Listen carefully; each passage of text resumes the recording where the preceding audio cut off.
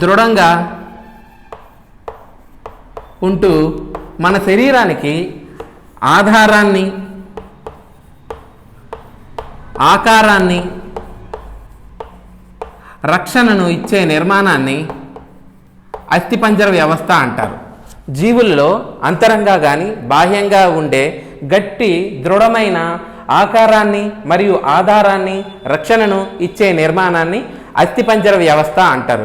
ఈ అస్థిపంజర వ్యవస్థ యొక్క ఉపయోగాలు యూజెస్ చూసుకుంటే ఈ అస్థిపంజర వ్యవస్థ ముఖ్యంగా జీవులకి మొదటగా ఆకారాన్ని ఇస్తుంది. వివిధ రకాలైన జీవులు వివిధ రకాలైన ఆకారాల్లో ఉంటాయి. దీనికి కారణం వారిలో ఉండే అస్థిపంజర వ్యవస్థ యొక్క నిర్మాణం. మరియు ఈ అస్థిపంజర వ్యవస్థ అనేది జీవులలో చలనానికి ఉపయోగపడుతుంది. అదేవిధంగా జీవుల యొక్క శరీరంలో ఉండే సున్నితమైన భాగాలకు రక్షణను కల్పిస్తూ ఉంటుంది ఈ అస్థిపంజర వ్యవస్థ. అదేవిధంగా ఈ అస్థిపంజర వ్యవస్థ యొక్క ఎముకలలో ఎర్ర రక్త కణాలు అనేవి ఆర్బీసీలు, ఎర్ర రక్త కణాల తయారీకి ఉపయోగపడుతూ ఉంటుంది ఈ అస్థిపంజర వ్యవస్థ. ఎర్ర రక్త కణాల తయారీకి ఉపయోగపడుతుంది ఈ అస్థిపంజర వ్యవస్థ అనేది. అయితే ఈ అస్థిపంజర వ్యవస్థ అనేది జీవులలో 2 రకాలుగా ఉంటుంది. అది ఒకటి బాహ్య అస్థిపంజరం, 2 అంతరస్థిపంజరం. Types of skeletal system. జీవులలో ఉండే అస్థిపంజర వ్యవస్థ రకాలు. ఒకటి బాహ్య అస్థిపంజర వ్యవస్థ,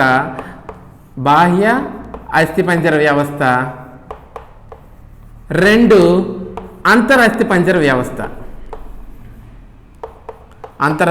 వ్యవస్థ.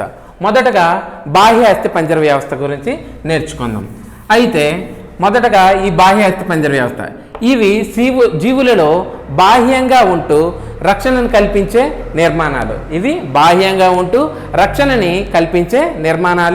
ఈ బాహ్య అస్థిపంజర వ్యవస్థ. అయితే ఈ బాహ్య అస్థిపంజర వ్యవస్థ ముఖ్యంగా ఏ జీవుల్లో ఉంటుందంటే ఇది మొలస్కా జీవుల్లో ఉంటుంది. ముఖ్యంగా ఈ అస్థిపంజర వ్యవస్థ అనేది మొలస్కా జీవుల్లో ఉంటుంది. ఈ మొలస్కా జీవులు అనేవి మెత్తని శరీరం వంటి నిర్మాణాన్ని కలిగి ఉంటాయి. అందువలన వీటికి బాహ్య అస్థిపంజరం అనేది రక్షణను కల్పిస్తూ ఉంటుంది. ఈ జీవుల్లో ముఖ్యంగా నత్తలు, ఆల్చిప్పలు, అదేవిధంగా ప్రవాల బిత్తికలు బాహ్య అస్థిపంజరాన్ని కలిగి ఉంటాయి. కర్పరం రూపంలో ఇవి బాహ్య అస్థిపంజరాన్ని కలిగి ఉంటాయి. అదేవిధంగా మానవుల్లో ఈ బాహ్య అస్థిపంజరం యొక్క నిర్మాణాలు ఏంటంటే అంటే వెంట్రుకలు,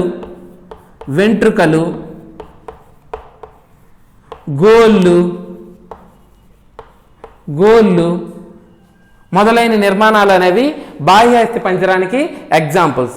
అదేవిధంగా కీటకాల యొక్క స్క్లీరైట్లు కూడా, కీటకాలలో ఉండే స్క్లీరైట్ వంటి నిర్మాణాలు కూడా ఈ బాహ్య అస్థిపంజరానికి ఎగ్జాంపుల్స్. ఇవి బాహ్య అస్థిపంజర వ్యవస్థ అనగా శరీరానికి బాహ్యంగా ఉంటూ రక్షణను కల్పించే నిర్మాణమే బాహ్య అస్థిపంజర వ్యవస్థ. అయితే ఈ బాహ్య అస్థిపంజర వ్యవస్థ అనేది ముఖ్యంగా మొలస్కా జీవుల్లో ఉంటుంది. ఈ మొలస్కా జీవుల అధ్యయనాన్ని ఏమంటారంటే మొలకాలజీ అనేసి అంటారు. ఈ మొలస్కా జీవులు అనేవి మెత్తటి శరీర నిర్మాణాన్ని కలిగి ఉంటాయి. ఎగ్జాంపుల్స్ ఏంటి అనేసి అంటే నత్తలు, ఆల్చిప్పలు, ప్రవాల బిత్తికలు. మానవునిలో బాహ్య అస్థిపంజరానికి ఎగ్జాంపుల్స్గా వెంట్రుకల్ని, గోల్ని చెప్పుకుంటాం. అదేవిధంగా కీటకాల యొక్క స్క్లీరైట్లు కూడా బాహ్య అస్థిపంజరానికి ఎగ్జాంపుల్స్. నెక్స్ట్ అంతర అస్థిపంజరం.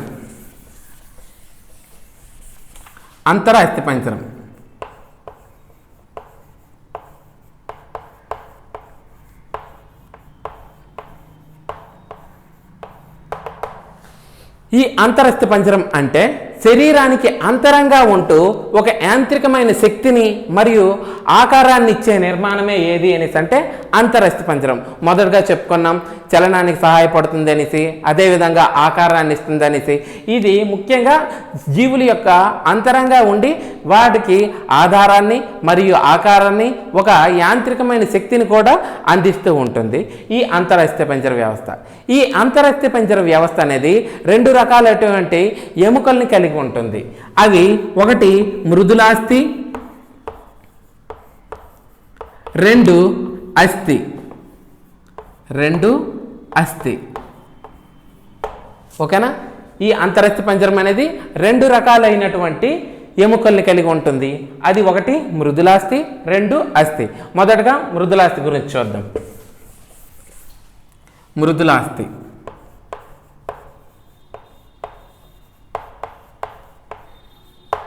అయితే ఈ మృదులాస్థి అంటే శరీరంలో ఉండే మెత్తటి ఎముకల్నే మృదులాస్థి అంటారు. శరీరంలో ఉండే మెత్తటి ఎముకల్ని మృదులాస్థి అనేసి అంటారు, మెత్తటి ఎముకలను. అయితే ఈ మెత్తటి ఎముకలనే గ్రిజిల్స్ అనేసి కూడా అంటారు. గ్రిజిల్స్ అనేసి కూడా అంటారు. ఈ మృదులాస్థి యొక్క అధ్యయనాన్ని కాండ్రాలజీ అంటారు. కాండ్రాలజీ అనేసి అంటారు. ఈ మృదులాస్థి అనేది క్యాండ్రియోసైట్స్ అనే కణాలని కలిగి ఉంటుంది. క్యాండ్రియోసైట్స్ అనే కణాలను ఈ మృదులాస్థి అనేది కలిగి ఉంటుంది. క్యాండ్రియోసైట్స్ అనే సెల్స్ని కలిగి ఉంటుంది. అయితే ఈ క్యాండ్రియోసైట్స్లో ఉండే మాత్రికని ఏమంటారంటే క్యాండ్రిన్ అనేసి అంటారు.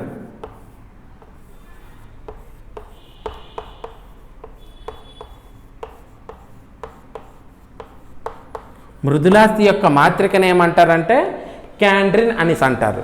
అయితే ఈ మృదులాస్థి అనేది స్థితిస్థాపక లక్షణాన్ని కలిగి ఉంటుంది. సాగదీయబడి ఉండే లక్షణాలను మృదులాస్థి అనేది కలిగి ఉంటుంది. దీనికి కారణం మృదులాస్థిలో కొల్లాజిన్ అనే ప్రోటీన్ అనేది ఉంటుంది. స్థితిస్థాపక లక్షణాలను కలిగి ఉంటుంది. దీనికి కారణం మృదులాస్థిలో కొల్లాజిన్ అనే ప్రోటీన్ ఉంటుంది. కొల్లాజిన్ అనే ప్రోటీన్ ఉంటుంది. ఈ కొల్లాజిన్ అనే ప్రోటీన్ ఉండడం వల్ల దీనికి స్థితిస్థాపక లక్షణం అనేది కలిగి ఉంటుంది. అయితే ఈ మృదులాస్థి అనేది జీవులలో ఏ ఏ భాగాల్లో ఉంటుంది అంటే, ఎగ్జాంపుల్స్ ఎక్కడెక్కడ ఉంటుంది అనేసి అంటే, మానవుని యొక్క వెలుపలి చెవిదొప్ప అనేది వెలుపలి చెవిదొప్ప మృదులాస్థికి ఎగ్జాంపుల్గా చెప్పవచ్చు. అదేవిధంగా మన నాసిక యొక్క అగ్రభాగం, నా ముక్కు యొక్క కొన అనేది మృదులాస్థి యొక్క నిర్మాణమే. ముక్కు కొన. అదేవిధంగా వాయునాళంలో ఉండే సి ఆకారపు ఉంగరాల వంటి కండరాలు అనేవి కూడా మృదులాస్థి యొక్క నిర్మాణాలు. ఇవి వాయునాళం అనేది ముడుచుకుపోకుండా చేస్తాయి. వాయునాళంలో ఉండే ఉంగరాకారపు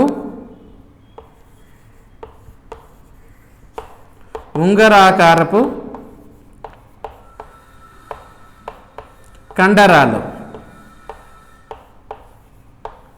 అదేవిధంగా ఉపజీవిక కొండనాలుగు అంటాం కదా, ఈ కొండనాలుగు కూడా మృదులాస్థి యొక్క నిర్మాణమే.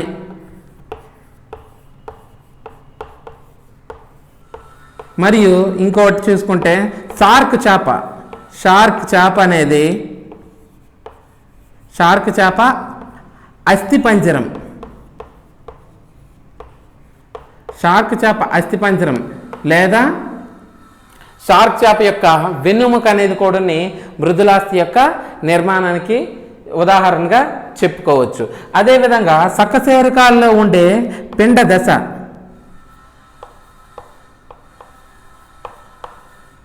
సకశేరుకాలలోని పిండ దశ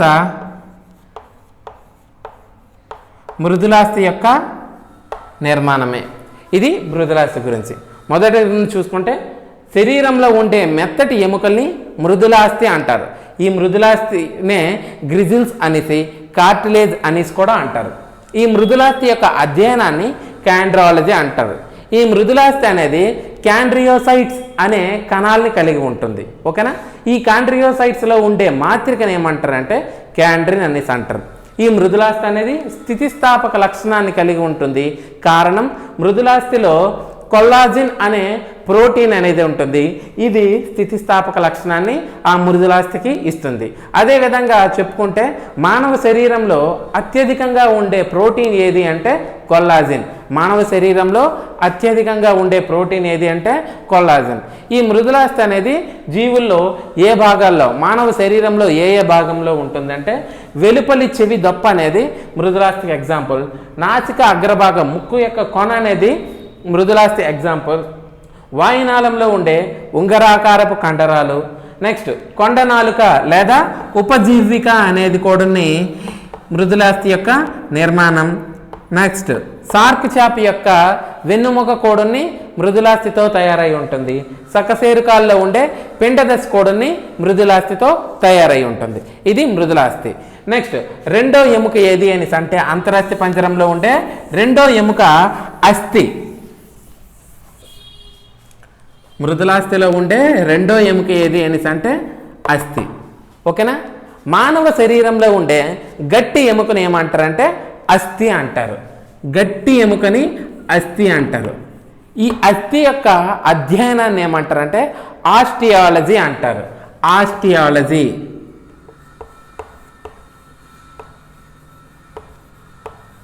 ఆస్టియాలజీ అంటారు. అయితే ఈ అస్థిలో ఉండే ప్రోటీన్ ఏది అని అంటే యాస్టిన్. అస్థిలో ఉండే ప్రోటీన్ ఏది అని అంటే యాస్టిన్.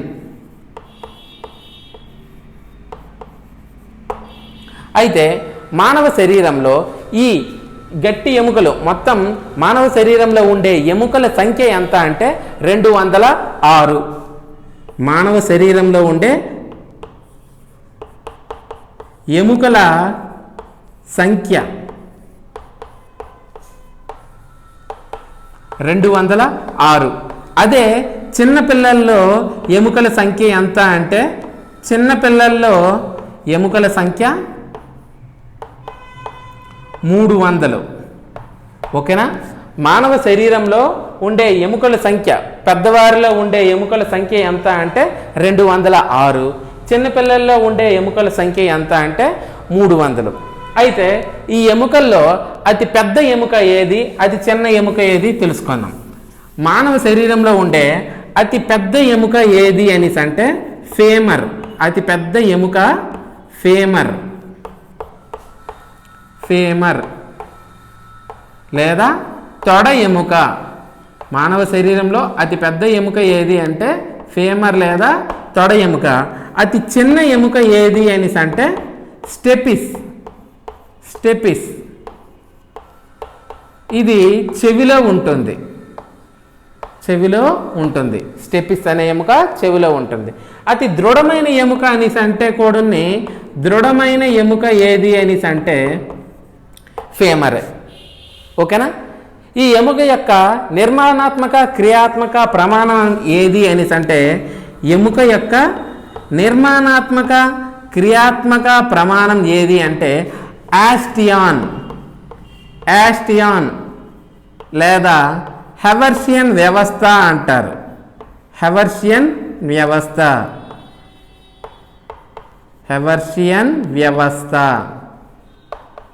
మానవ శరీరంలో ఉండే ఎముక యొక్క నిర్మాణాత్మక క్రియాత్మక ప్రమాణం ఏది అనేసి అంటే యాస్టియాన్ లేదా హెవర్షియన్ వ్యవస్థ అనేసి అంటారు.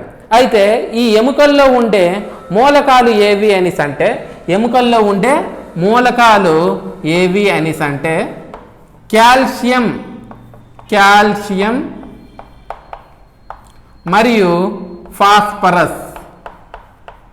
ఫాస్ఫరస్. ఎముకలు అనేవి దృఢంగా ఉండడానికి కారణం ఆ ఎముకల్లో కాల్షియం మరియు ఫాస్ఫరస్ అనే మూలకాలు ఉండటం వల్ల ఇవి దృఢంగా ఉంటాయి. ఇవి ఎముకల్లో కాల్షియం ఫాస్ఫేట్ రూపంలో నిల్వ ఉంటాయి. ఓకేనా? అందువల్లనే దీనికి దృఢమైన నిర్మాణం అనేది ఉంటుంది. ఓకేనా? అదేవిధంగా ఈ ఫాస్ఫరస్ అనేది మండే గుణాన్ని కలిగి ఉంటుంది. అందువల్లనే శవాలని కాల్చేటప్పుడు ఎముకలు అనేవి కాంతివంతంగా మండుతూ ఉంటాయి. ఇవి కాంతివంతంగా మండడానికి కారణం ఏది అనేసి అంటే ఫాస్ఫరస్. ఓకేనా, వెరీ వెరీ ఇంపార్టెంట్ బిట్. అయితే ఈ ఎముకలు పెద్దవారిలో మొత్తం 206 ఉంటాయని చెప్పుకున్నాం కదా, అది ఏ ఏ భాగాల్లో ఎన్ని ఎముకలు ఉంటాయి అనేసి ఒకసారి చూద్దాం. టోటల్ పెద్దవారిలో ఎముకల సంఖ్య ఎంత అనేసి అంటే పెద్దవారిలో ఎముకల సంఖ్య 206.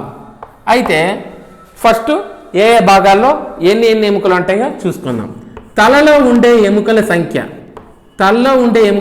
టోటల్ 29 ఎముకలు అనేవి తలలో ఉంటాయి. అవి ఏ ఏ భాగాల్లో ఎన్నెన్ని ఉంటాయో చూసుకుందాం. పుర్రెలో ఉండే ఎముకల సంఖ్య ఎంత అంటే 8. ముఖంలో ఉండే ఎముకల సంఖ్య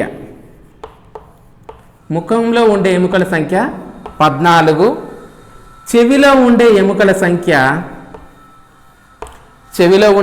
సంఖ్య ఒక్కొక్క చెవిలో 3 ఎముకలు చెప్పిన 2 చెవుల్లో టోటల్ 6 ఎముకలు అనేవి ఉంటాయి. అదేవిధంగా నాలుక క్రింద ఒక్క ఎముక అనేది ఉంటుంది. టోటల్ 29 ఎముకలు అనేవి ఉంటాయి. మానవుని యొక్క తలలో ఉండే ఎముకల సంఖ్య 29. అదే పుర్రెలో వచ్చేటప్పటికి 8. ముఖంలో ఉండే ఎముకల సంఖ్య 14. చెవిలో ఉండే ఎముకల సంఖ్య ఒక్కొక్క చెవిలో 3 ఎముకలు చెప్పిన మొత్తం 6 ఎముకలు అనేవి ఉంటాయి. నాలుగు కింద అనేది ఒక ఎముక అనేది ఉంటుంది.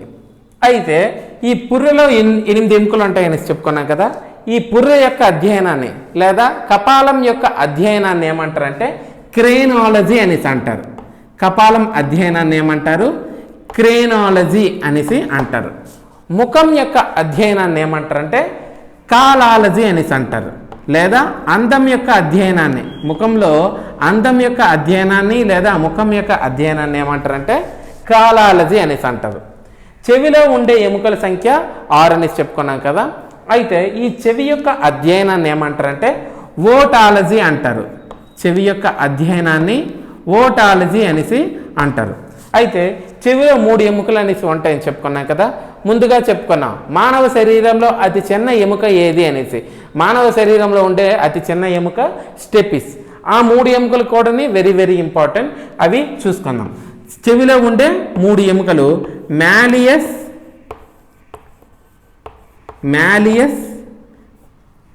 Incus, stapes.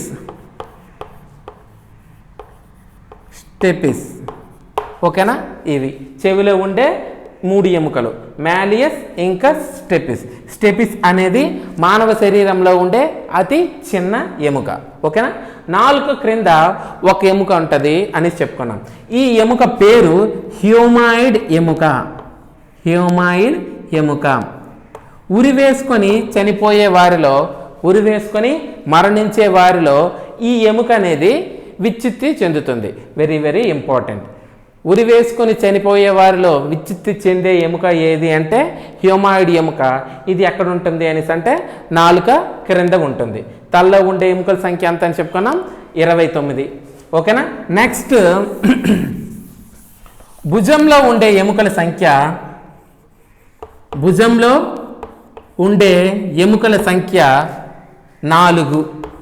ఒక్కొక్క భుజంలో 2 చెప్పున 2 + 2 టోటల్ 4 ఉంటాయి. ఒకటి కాలర్ బోన్, 2 షోల్డర్ బోన్.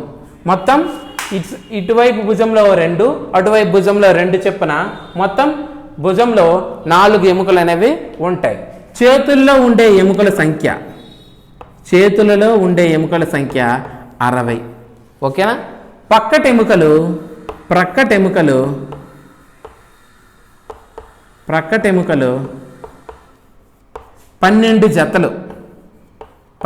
జతలు లేదా 24. ఓకేనా, నెక్స్ట్ రొమ్ము ఎముక ఒకటి ఉంటుంది. రొమ్ము ఎముక ఒకటి. అదేవిధంగా వెన్నుముకలో ఉండే ఎముకల సంఖ్య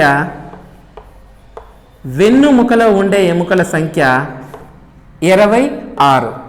అదే చిన్నపిల్లల్లో ఉండే వెన్నుముకలో ఉండే ఎముకల సంఖ్య 33. పెద్దవారిలో ఉండే వెన్నుముకలోని ఎముకల సంఖ్య 26. చిన్నపిల్లల్లో అయితే 33 ఉంటాయి. అదేవిధంగా కటివలయంలో ఉండే ఎముకల సంఖ్య ఒక జత అంటే 2. కాల్లో ఉండే ఎముకల సంఖ్య ఎంత అంటే 60. మొత్తంగా మానవ శరీరంలో 206 ఎముకలు అనేవి పెద్దవారిలో ఉంటాయి. అదే చిన్నవారిలో మొత్తం 300 ఎముకలు అనేవి ఉంటాయి. మరొకసారి పెద్దవారిలో ఉండే ఎముకల సంఖ్య 206, తలలో ఉండే ఎముకల సంఖ్య అంతా 29. అందులో పుర్రెలో 8, ముఖంలో 14, చెవిలో 6, 4 క్రింద 1 ఉంటాయి. భుజంలో ఉండే ఎముకల సంఖ్య 4. ఒక్కొక్క భుజంలో 2 చెప్పున 4 భుజంలో ఉంటాయి.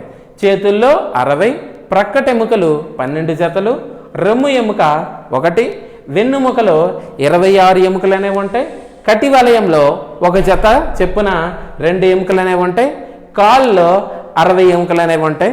మొత్తంగా 206 ఎముకలు అనేవి ఉంటాయి. అయితే చిన్నపిల్లల్లో 300 ఎముకలు అనేవి ఉండి పెద్దవారిలో 206 ఎముకలు ఉండడానికి కారణం ఈ ఎముకలు అనేవి ఒకదానితో ఒకటి కలిసి పట్టీ వంటి నిర్మాణంచే అతుక్కుంటాయి. ఓకేనా? ఎముకలు అనేవి ఒకదానితో ఒకటి పట్టీ వంటి నిర్మాణంతో కలిసి అతుక్కుంటాయి. ఈ నిర్మాణాన్ని ఏమంటారంటే కీలు అనేసి అంటారు. ఓకేనా? ఎముకలు అనేవి ఒకదానితో ఒకటి కలిసి పట్టీ వంటి నిర్మాణంతో అతుక్కొని ఉండే భాగాన్ని కీలు అంటారు. అయితే ఒక ఎముక మరొక ఎముకతో కలిసే అతుక్కునే భాగాన్ని ఏమంటారంటే లిగమెంట్ అంటారు. లిగమెంట్ అని అంటారు. స్నాయు రజ్జువు అని అంటారు. అదే ఒక ఎముక మరొక కండరంతో బంధించబడి ఉంటుంది. ఒక ఎముక అనేది ఒక కండరంతో బంధించబడి ఉండే ప్రదేశాన్ని ఏమంటారంటే టెండాన్ అని అంటారు. టెండాన్ లేదా స్నాయు బంధనం అని అంటారు. Very very important. ఒక ఎముక మరొక ఎముకతో ఒక పట్టీ వంటి నిర్మాణంతో అతుక్కొని ఉండే ప్రదేశాన్ని, ఈ పట్టీ అనేది కొల్లాజన్ తంతువులతో తయారై ఉంటుంది. ఈ నిర్మాణాన్ని ఏమంటారంటే లిగమెంట్ లేదా స్నాయు రజ్జువు అంటారు. అదే ఒక ఎముక ఒక కండరంతో బంధించబడి ఉండే నిర్మాణాన్ని ఏమంటారంటే టెండాన్ లేదా స్నాయు బంధవం అని అంటారు. ఈ కీళ్ళు అనేవి మానవ శరీరంలో ఎన్ని రకాలుగా ఉంటాయి అనేసి అంటే 4 రకాలుగా ఉంటాయి. 1 బంతిగిన్నె కీలు,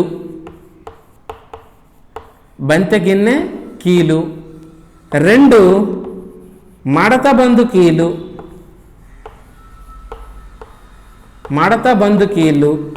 3 జారెడు కీలు,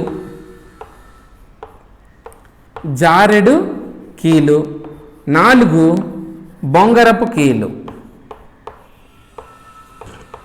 బొంగరపు కీలు. ఈ కీళ్ళు అనేవి మానవ శరీరంలో 4 రకాలుగా ఉంటాయి. మొదట బంతిగిన్నె కీలు గురించి నేర్చుకుందాం. ఈ బంతిగిన్నె కీళ్ళు అనేది ఒక గిన్నె వంటి నిర్మాణంలో మరొక బంతి వంటి ఎముక అనేది అతుక్కొని ఉంటుంది.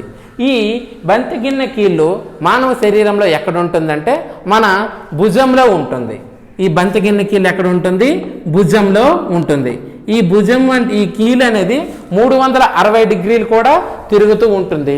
ఇది ఒక గిన్నె వంటి నిర్మాణంలో బంతి వంటి కీళ్ళు అనేది అతుక్కొనే ఉండడం వల్ల దీన్ని బంతిగిన్నె కీళ్ళు అని అంటారు. ఇది 360 డిగ్రీలు కూడా తిరుగుతూ ఉంటుంది. కదలికలనే ఉంటాయి.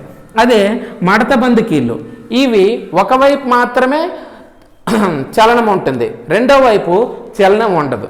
ఇది ఎక్కువగా మడత పెట్టడానికి ఉపయోగపడుతుంది కాబట్టి దీన్ని మడత బందు కీళ్ళు అంటారు. ఈ మడత బందు కీళ్ళు అనేది ఎక్కడ ఉంటుందంటే మోచేయి మరియు మోకాల్లో ఉంటుంది. మోచేయి మరియు మోకాల్లో ఉండే కీళ్ళు ఏది అంటే మడత బందు కీళ్ళు. ఈ జారెడు కీళ్ళు, ఓకేనా, ఈ జారెడు కీళ్ళు మానవ శరీరంలో ఎక్కడ ఉంటాయంటే మణికట్టు భాగంలో మరియు వెన్నుముకలో ఉండే కీలు ఏది అనేసి అంటే జారెడు కీళ్ళు. మణికట్టు మరియు వెన్నుముకలో ఉండే కీలు ఏది అని అంటే జారెడు కీళ్ళు. అదే ఈ బొంగరపు కీళ్ళు ఎక్కడ ఉంటుందంటే మన మెడ భాగంలో ఉంటుంది. బొంగరపు కీళ్ళు ఎక్కడ ఉంటుందంటే మెడ భాగంలో ఉంటుంది. అయితే ఫాస్ట్ బౌలర్స్ ఉంటారు కదా, ఈ ఫాస్ట్ బౌలర్స్ ఫాస్ట్ బౌలింగ్ వేసేటప్పుడు ఉపయోగించే ఎముక ఏది అనేసి అంటే కీళ్ళు ఏవి అంటే ఒకటి బంతిగిన్నె కీళ్ళు, రెండు మడతబందు కీళ్ళు. ఓకేనా, ఫాస్ట్ బౌలింగ్ చేసే వాళ్ళు ఉపయోగించే కీలు ఏవి అంటే ఒకటి బంతిగిన్నె కీళ్ళు, రెండు మడతబందు కీళ్ళు. అదే స్పిన్ బౌలింగ్ చేసే వాళ్ళు ఉపయోగించే కీళ్ళు ఏవి అంటే ఒకటి బంతిగిన్నె కీళ్ళు, రెండు మడతబందు కీళ్ళు, మూడు జారెడు కీళ్ళు. వీళ్ళు స్పిన్ బౌలింగ్ చేసే వాళ్ళు ఈ మూడు రకాలైన కీళ్ళను కూడా ఉపయోగిస్తూ ఉంటారు. ఫాస్ట్ బౌలింగ్ చేసేవాళ్ళు కేవలం బంతిగిన్నె కీళ్ళని, రెండు మడతబందు కీళ్ళని మాత్రమే ఉపయోగిస్తారు. భరతనాట్యం మరియు కూచిపూడి చేసే వాళ్ళు ఉపయోగించే కీళ్ళు ఏది అంటే బొంగరపు కీళ్ళు. భరతనాట్యం మరియు కూచిపూడి కళాకారులు ఉపయోగించే కీలు ఏది అంటే బొంగరపు కీళ్ళు. ఇది కీళ్ళు గురించి. ఓకేనా, అయితే ఇప్పుడు ఎముకల గురించి చదువుకున్నాం కదా, ఈ ఎముకలకి వచ్చే వ్యాధుల గురించి నేర్చుకుందాం, డిసీజెస్. అదేవిధంగా ఈ కీళ్ళకు వచ్చే వ్యాధుల గురించి కూడా నేర్చుకుందాం. ఓకేనా, మొదటగా డిసీజెస్, వ్యాధులు. ఓకేనా, ఫస్ట్ ఆర్థరైటిస్.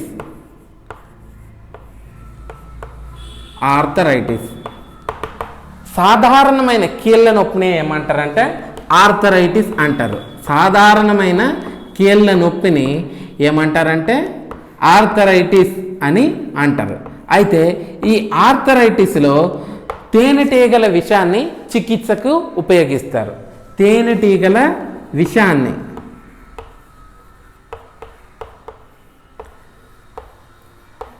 చికిత్సకు ఉపయోగిస్తారు. ఓకేనా, ఆర్థరైటిస్ అంటే సాధారణమైన కీళ్ళ నొప్పినే ఆర్థరైటిస్ అంటారు. ఈ వ్యాధి చికిత్సలో తేనెటీగల విషాన్ని దాని యొక్క నివారణకి ఉపయోగిస్తూ ఉంటారు. రెండో వ్యాధి స్పాండిలైటిస్.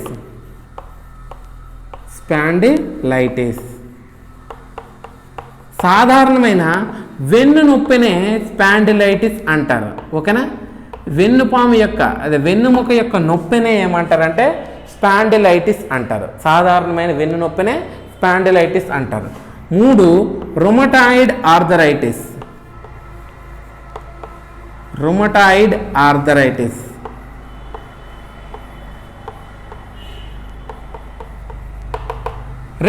రెండు కీళ్ళు అనేది రెండు ఎముకలు అనేవి కలుసుకునే ప్రదేశం గురించి చెప్పుకున్నాం కదా.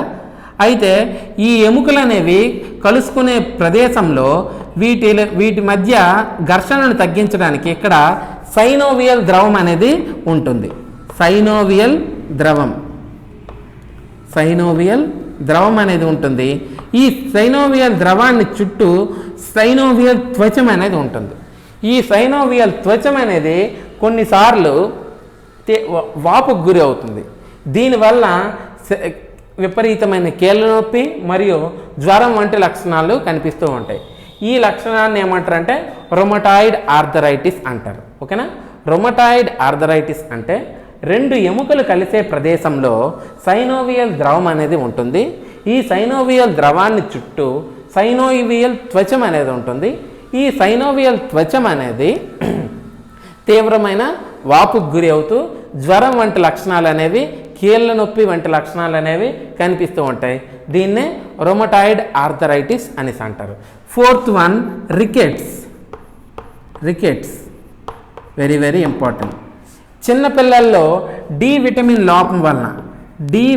లోపం వలన వచ్చే వ్యాధి అంటే ఎముకలు వంగడం జరుగుతుంది. ఈ వ్యాధిని ఏమంటారంటే రికెట్స్ అంటారు. డి విటమిన్ లోపం వలన చిన్నపిల్లల్లో ఎముకలు అనేవి వంగడం జరుగుతుంది. దీనికి కారణం డి విటమిన్ లోపం. ఈ వ్యాధిని రికెట్స్ అంటారు. అదే పెద్దవారిలో డి విటమిన్ లోపం వలన యాస్టియోమలేషియా అనే వ్యాధి వస్తుంది. దీనివల్ల ఎముకలు అనేవి పెలుసులు మాదిరిగా విరిగిపోతూ ఉంటాయి. ఓకేనా? డి విటమిన్ లోపం వలన పెద్దవారిలో ఎముకలు అనేవి పెలుసులు మాదిరిగా విరిగిపోతూ ఉంటాయి. ఈ లక్షణాన్ని యాస్టియోమలేషియా అని అంటారు. అదేవిధంగా చూసుకుంటే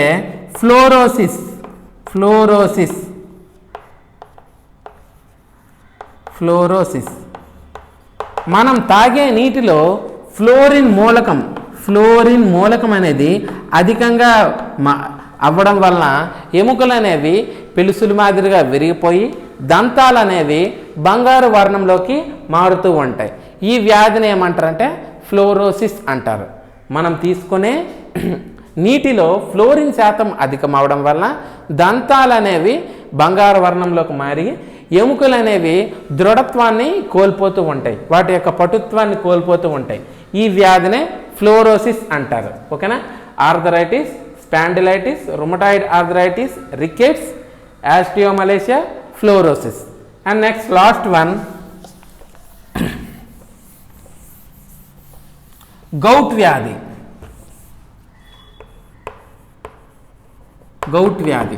ఓకేనా?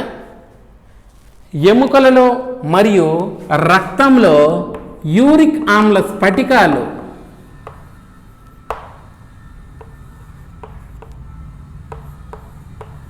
యూరిక్ ఆమ్లం అనేది స్ఫటికాల రూపంలో ఉండడం వల్ల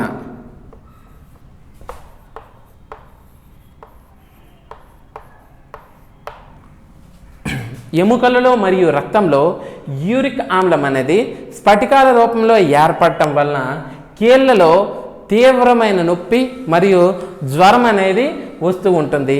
ఈ వ్యాధిని ఏమంటారంటే గౌట్ వ్యాధి అంటారు. అయితే ఈ గౌట్ వ్యాధికి కాల్చిసిన్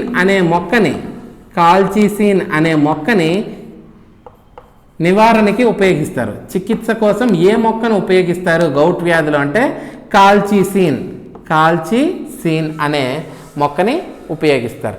ఇది కీళ్ళు మరియు ఎముకల గురించి. నెక్స్ట్ కండరాల గురించి చదువుకున్నాం. కండరాలు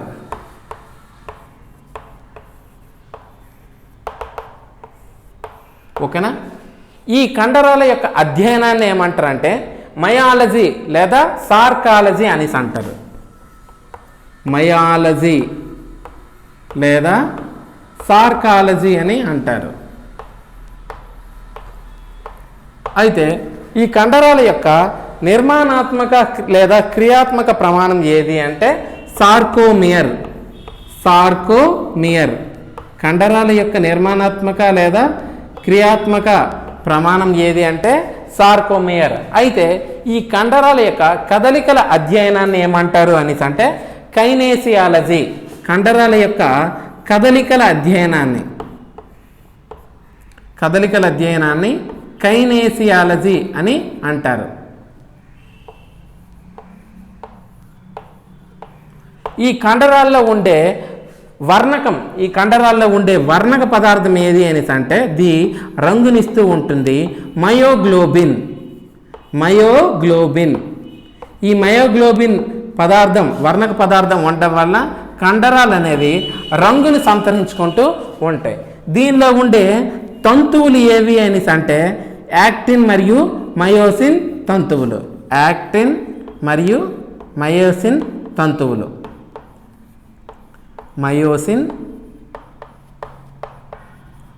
అనేవి ఉంటాయి. అయితే ఈ కండరాల కదలికలకు సంబంధించి ఒక సిద్ధాంతం అనేది ఉంటుంది. ఈ కండరాల సంకోచ సడలికలకు సంబంధించి ఒక సిద్ధాంతం ఉంటుంది. దీన్నే కండర సంకోచ సిద్ధాంతం లేదా స్లైడింగ్ ఫిలమెంట్ థియరీ, కండర సంకోచ సిద్ధాంతం లేదా స్లైడింగ్ ఫిలమెంట్ థియరీ,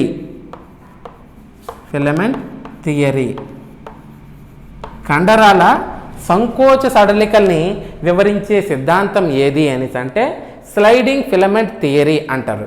ఈ స్లైడింగ్ ఫిలమెంట్ థియరీని ఎవరెవరు ప్రతిపాదించారు అని అంటే